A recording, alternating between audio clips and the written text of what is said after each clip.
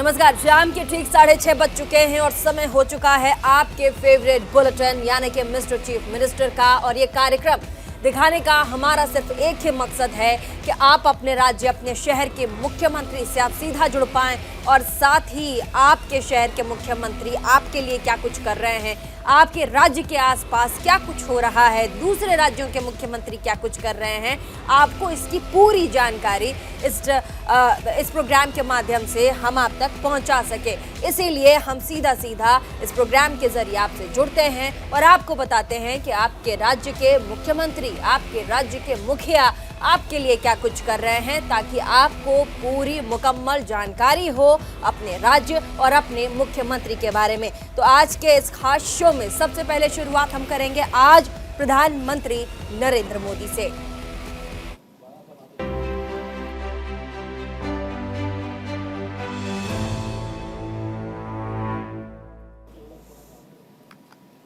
देश नेताजी सुभाष चंद्र बोस की 126वीं जयंती मना रहा है। देश भर में इस दिन को पराक्रम दिवस के तौर पर मनाया जाता है। जगह जगह पर कार्यक्रम आयोजित किए जाते हैं। इसी कड़ी में प्रधानमंत्री नरेंद्र मोदी ने अंडमान निकोबार द्वीप समूह के किस द्वीपों का नामकरण किया। पराक्रम दिवस पर वीडियो कॉन्फ्रेंसिंग के जरिए कार्यक्रम से जुड़े प्रधानमंत्री ने नेताजी सुभाष चंद्र बोस को समर्पित द्वीप पर बनने वाले स्मारक के मॉडल का भी अनावरण किया है। इस मौके पर प्रधानमंत्री मोदी ने कहा कि अंडमान की ये धरती वो धरती है जहां पर पहली बार तिरंगा फहराया गया था, जहां पहली बार स्वतंत्र भारत की सरकार बनी। आज नेताजी सुभाष चंद्र बोस की जयंती है और देश इस दिन को पराक्रम दिवस के तौर पर मनाता है। आज पराक्रम दिवस पर अंडमान निकोबार द्वीप समूह में नई सुबह की रश्मियां एक नया इतिहास लिख रही है। और जब इतिहास बनता है तो आने वाली सदियां उसका स्मरण भी करती हैं, आकलन भी करती हैं, मूल्यांकन भी करती हैं और अविरत प्रेरणा पाती रहती हैं। आज अंडमान निकोबार के 21 द्वीपों का नामकरण हुआ है। इन 21 द्वीपों को अब परमवीर चक्र विजेताओं के नाम जाना जाएगा। जिस द्वीप पर नेताजी सुभाष चंद्र बोस रहे थे, वहां उनके जीवन और योगदानों को समर्पित एक प्रेरणा स्थली, एक स्मारक का भी आज शिलान्यास हुआ है। आज के इस दिन को आजादी के अमृत काल के एक महत्वपूर्ण अध्याय के रूप में आने वाली पीढ़ियां याद करेगी। नेताजी का ये स्मारक शहीदों और वीर जवानों के नाम पर ये द्वीप हमारे युवाओं के लिए, आने वाली पीढ़ियों के लिए एक चिरंतर प्रेरणा का स्थल बनेंगे। मैं अंडमान निकोबार द्वीप समूह के लोगों को और सभी देशवासियों को इसके लिए बहुत बहुत बधाई देता हूं। मैं नेताजी सुभाष और परमवीर चक्र विजेता योद्धाओं को श्रद्धापूर्वक नमन करता हूं। तो वहीं दूसरी तरफ उत्तर प्रदेश में मुख्यमंत्री योगी आदित्यनाथ ने भी लखनऊ में परिवर्तन चौक पर सुभाष चंद्र बोस की जयंती के अवसर पर सुभाष चंद्र बोस की प्रतिमा पर माल्यार्पण किया। इस दौरान उन्होंने कहा कि आजादी के आंदोलन के दौरान अनेक ऐसे अवसर रहे जिसके जरिए नेताजी सुभाष चंद्र बोस भारत की राजनीति में स्थापित हो सकते थे, लेकिन इससे अलग ही नेताजी ने हमेशा क्रांति की राह चुनी।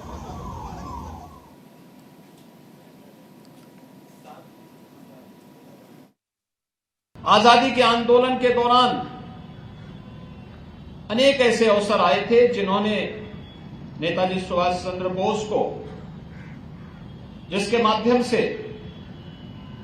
वह भारत की राजनीति में स्थापित हो सकते थे, लेकिन उससे इतर उन्होंने सदैव क्रांति का मार्ग चुना।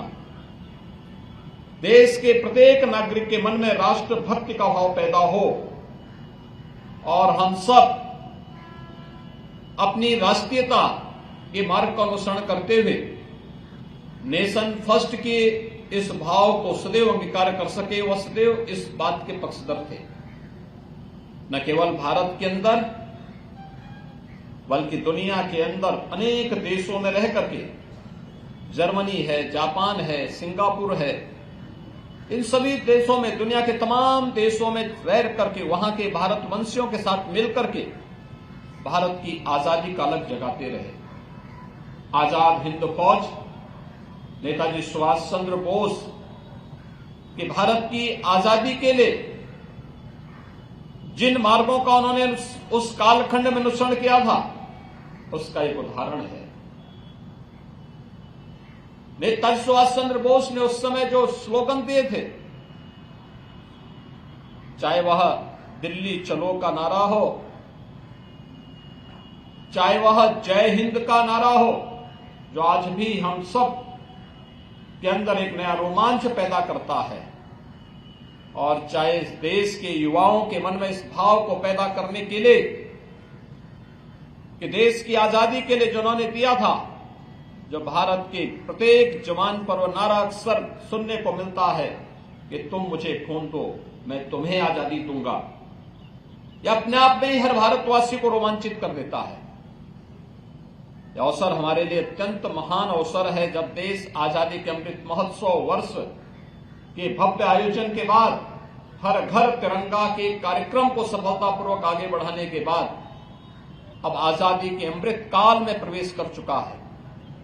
स्वाभाविक रूप से इस देश को दुनिया की सबसे बड़ी ताकत बनाने के लिए प्रधानमंत्री मोदी जी के नेतृत्व में जो कार्यक्रम चल रहे हैं, उन सभी कार्यक्रमों को हर भारतवासी अगर अपने कर्तव्यों का पालन करना प्रारंभ करेगा, स्वाभाविक रूप से नेताजी सुभाष चंद्र बोस जैसे भारत माता के अमर सपूतों और आजादी के महानायकों के वे सपने साकार होंगे, जिन्होंने देश भारत को दुनिया की एक बड़ी ताकत, एक स्वतंत्र भारत को दुनिया की एक बड़ी ताकत के रूप में स्थापित करने का देखा था।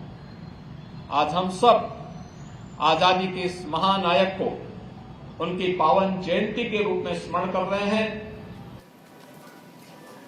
और अब बिहार के सीएम की कर लेते हैं। बिहार के मुख्यमंत्री ने आज नेताजी सुभाष चंद्र बोस की जयंती पर पटना में राजकीय समारोह का आयोजन किया। इसमें राज्यपाल फागू चौहान, मुख्यमंत्री नीतीश कुमार समेत कई मंत्री अधिकारी शामिल रहे।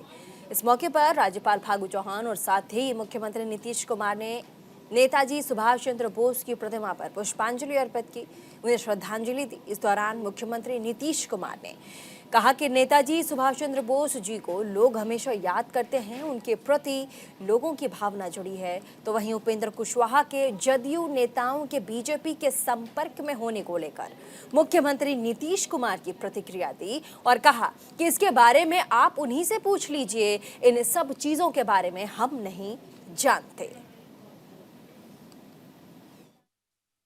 सुभाष चंद्र बोस जी की जयंती के अवसर पर तो सदैव कार्यक्रम होता रहा है। अब इस वक्त कोरोना आ गया था, तब पिछले 2 साल से हम लोग नहीं आ पाए। आज फिर आने का मौका मिला तो बहुत खुशी होती है, और इनका जो योगदान देश की आज़ादी की लड़ाई में है और सभी लोग इसको हमेशा याद रखते हैं, इसलिए इनके प्रति जो एक भावना है सब लोग याद रखेंगे। तो इसीलिए हम लोग आते हैं यहाँ पर तो सब नमन करने के लिए, और जो कुछ भी था हम लोग जब जन्म लिए हैं उसके बाद ही से, बचपन से ही इनके बारे में जानकारी मिली, कितना ज़्यादा काम, और यहाँ भी कितना बार आए, यहाँ भी कहाँ कहाँ आकर के सब जगह वो घूम करके लोगों को प्रेरित कर रहे थे देश की आज़ादी के लिए, अंग्रेजों से मुक्ति कराने के लिए। तो उनको तो हमेशा याद रहेगा और नई पीढ़ी को भी पूरा याद रखेगा। इसलिए आप देख लीजिए कितना अच्छे ढंग से ये शुरू से ही कार्यक्रम है और आज के दिन 23 तारीख को जनवरी को होता है उनके जन्म दिवस के अवसर पर। आप उन्हीं से पूछ लीजिए। सर ये बयान का क्या मतलब निकाला जाए सर? और ये ना आप उन्हीं से पूछिए सर, इस बयान का क्या मतलब निकाला जाए सर? हम लोग इन सब चीजों पर कुछ देखते नहीं है सर। उन्हीं से पूछिए और उन्हीं का छापिए, जो मन करे उनको। और अब बिहार के मुख्यमंत्री के बाद सीधे बारी आती है छत्तीसगढ़ के मुख्यमंत्री की। यहाँ पर मुख्यमंत्री भूपेश बघेल ने भारतीय जनता पार्टी पर बड़ा बयान दिया। उन्होंने कहा कि बीजेपी को डबल इंजन सरकार की जगह ट्रबल इंजन सरकार बताया जाए। मुख्यमंत्री भूपेश बघेल ने कहा कि बीजेपी सरकार के बारे में सब समझ चुके हैं और वो अपनी राष्ट्रीय कार्यकारिणी की बैठक में डबल इंजन सरकार की बात करते हैं, लेकिन उनकी सरकार में लोगों को राजीव गांधी न्याय योजना और ओपीएस नहीं मिलेगा। ये डबल इंजन नहीं बल्कि ट्रबल इंजन सरकार है। बीजेपी किसानों आदिवासियों के खिलाफ खड़ी होती है। Bharatiya Janata party double engine का बड़ा भ्रम फैला रही है। 2014 में सरकार बनी और 18 तक के डबल इंजन की सरकार थी। 21 रुपया प्रति क्विंटल धान खरीदी की बात रमन सिंह ने की थी। 300 रुपया बोनस देने की बात की थी। ये कभी दे नहीं पाए 2100 रुपया। यही डबल इंजन की सरकार थी। डबल इंजन की सरकार थी कि सभी केंद्र प्रवर्तित योजना है, उसमें केंद्रांश कम होते गया, राज्यांश बढ़ते गया। ये डबल इंजन सरकार। उसी प्रकार से आप देखेंगे इसी समय में 2017 में जीएसटी लागू किया गया। आज स्थिति ये है कि अपनी बात कह नहीं पाए और उत्पादक राज्यों को नुकसान हुआ। आज प्रतिवर्ष 5,000 करोड़ का नुकसान हो रहा है छत्तीसगढ़ को। ये डबल इंजन की सरकार है, जहां बोल नहीं पाते। डबल इंजन की सरकार थी जहां चिट फंड कंपनी का पैसा हजारों करोड़ यही लोग डुबा दिए आम जनता का। और अब बात राजस्थान सरकार की कर लेते हैं। यहाँ पर राजस्थान में पेपर लीक का मामला थमने का नाम ही नहीं ले रहा। इस मामले पर पार्टी के अंदर ही अशोक गहलोत के खिलाफ आवाज उठ रही है, तो वहीं दूसरी तरफ पूरे मामले को लेकर के मुख्यमंत्री गहलोत बीजेपी पूरा ठीकरा फोड़ रहे हैं। हम आपको बता दें कि मुख्यमंत्री गहलोत ने बीजेपी पर निशाना साधते हुए कहा कि पेपर लीक की चिंता बीजेपी से ज्यादा हमें होनी चाहिए। मुख्यमंत्री कह रहे हैं कि हमने इतनी नौकरियां लगाई हैं जितनी भारत के किसी और राज्य में नहीं लगी होगी। इस दौरान मुख्यमंत्री गहलोत का यह भी कहना है कि राजस्थान में ही इस तरह की घटना नहीं हुई है, पेपर लीक तो हर राज्य में हो रहा है। जहां जहां बीजेपी की सरकारें हैं उन सब राज्य में इस तरह की घटना होती आई है। देखिए, अभिभाषण पढ़ते तो ये बीजेपी के हवा निकल जाती, क्योंकि इतनी बड़ी उपलब्धियां हैं सरकार की। तो गवर्नर साहब जो स्पीच पढ़ते हैं वो स्पीच आप देखते हैं कि जो परंपरा है उसके हिसाब से वो जो भी सरकार की तरफ से उपलब्धियां हुई हैं उसको वो बताते हैं कि ये सरकार की उपलब्धि रही है साल भर की। ये साहस नहीं जुटा पाए बीजेपी वाले, इनमें हिम्मत नहीं थी कि बैठ के सुनते उनको। सब नाटक किया गया, दम नहीं है। पेपर लीक का नाटक सवाल है। पेपर लीक की चिंता इनसे ज़्यादा हमें है, क्योंकि अगर हम लोग नौकरी नहीं लगाते तो अलग बात थी। नौकरी हम इतनी लगा रहे हैं जो हिंदुस्तान में किसी राज्य में नहीं लग रही है। तो ये जानते हैं कि नौकरी इतनी लग रही है जिससे कि मतलब सरकार की उपलब्धि सामने आएगी। 3.5 लाख नौकरियां किसे कहते हैं? ये घबरा करके डाइवर्ट करने ध्यान को जानबूझ के नाटक कर रहे हैं। पेपर लीक तो इनके सब राज्यों में हो रहा है। जहाँ जहाँ सरकारें बीजेपी की है उन सब राज्यों में हो रहा है। आर्मी में हो रहा है, DRDO में हो रहा है। पेपर लीक तो इनके सब राज्यों में हो रहा है। जहाँ जहाँ सरकारें बीजेपी की है उन सब राज्यों में हो रहा है।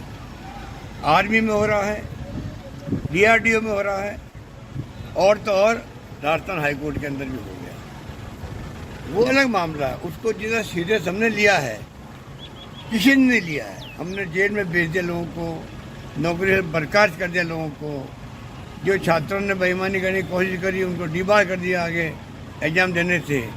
सब कुछ सरकार ने किया, इनकी जैन में ही बातें सब है, इसलिए कहने कुछ है नहीं। तो आज गवर्नर साहब की स्पीच को इन्होंने होने दिया और नाटक किया, वो अल्लाह किया, मैं इनको कंडेम करता हूँ। ये नेता प्रतिपक्ष सबसे पहले वो खड़े हो गए, ये सोच समझ के आए थे कि हमें क्या हाउस में करना है। अब ये हाउस को इस रूप में चाहेंगे कि लास्ट बजट है, इसलिए किसी तरह धमाल पट्टी करो, जनता में हमारी उपलब्धियों में मैसेज नहीं जा रही। इनकी पूरी चाल है कि चुनाव तक का मैं कह सकता हूँ ये उपलब्धियाँ सरकार के सामने नहीं आए, जनता के सामने नहीं आए, उस षड्यंत्र में लगे हुए हैं।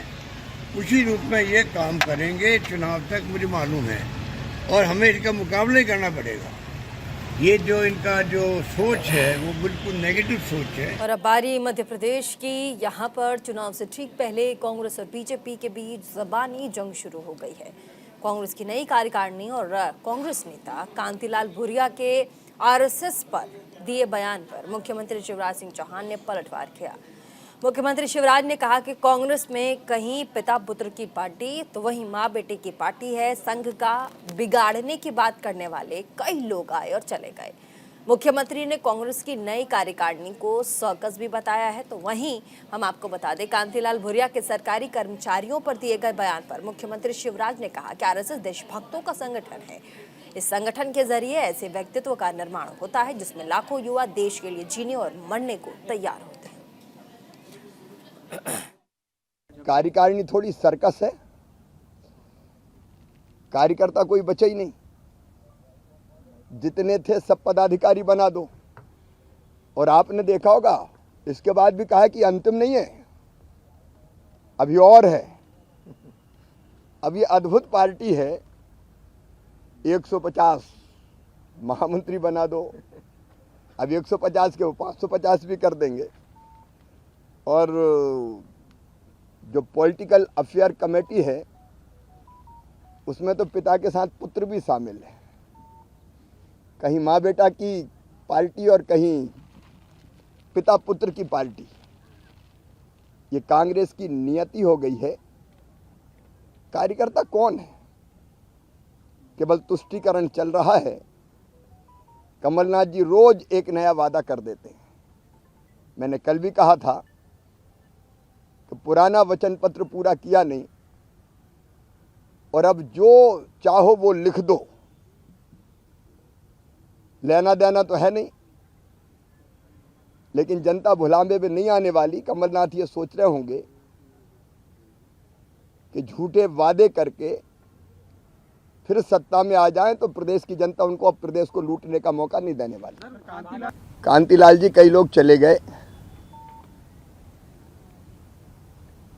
कब से ये कह रहे हैं लोग, राष्ट्रीय स्वयंसेवक संघ देशभक्तों का संगठन है। राष्ट्रीय स्वयंसेवक संघ व्यक्ति निर्माण की ऐसी प्रक्रिया प्रारंभ हुई।